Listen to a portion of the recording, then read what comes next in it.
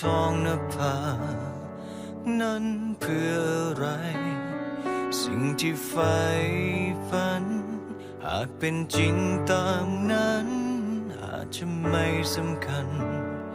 ถ้าไรซึ่งคนเข้าใจ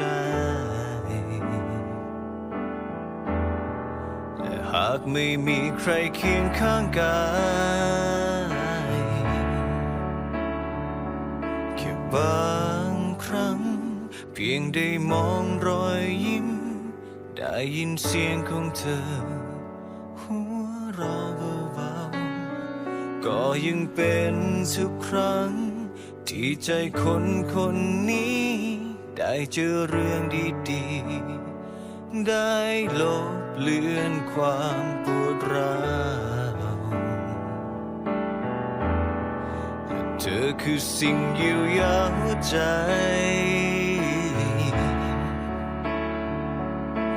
มองตรงไปข้างหน้าไขว่คว้าเพียงความว่างเปล่าไม่มีจุดหมายยิ่งหายิ่งพยายามเท่าไรยิ่งไม่เจอแต่กลับมามองข้างๆตรงนี้คือ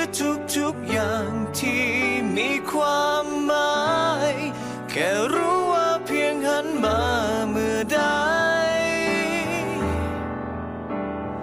ยังเห็นเธอ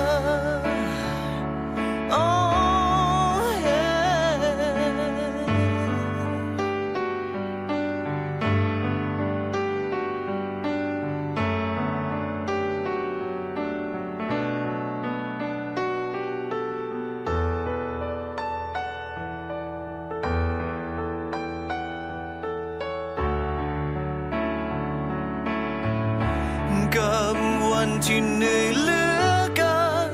แรงไม่มีเหลือพอรู้ว่าเธอรอรู้ว่าได้พักใจยังมีเธอข้างอย่างนี้เสมอ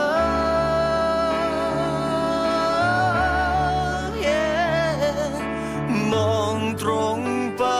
ข้างหน้าไขว่คว้าเพียงความว่างเปล่าไม่มี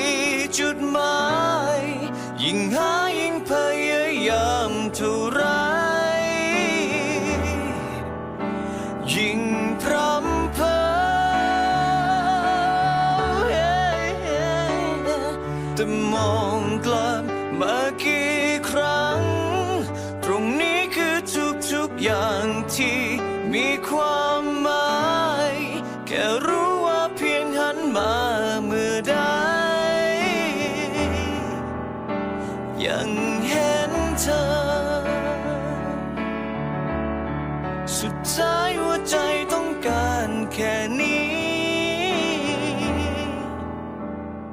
แค่รักเธอ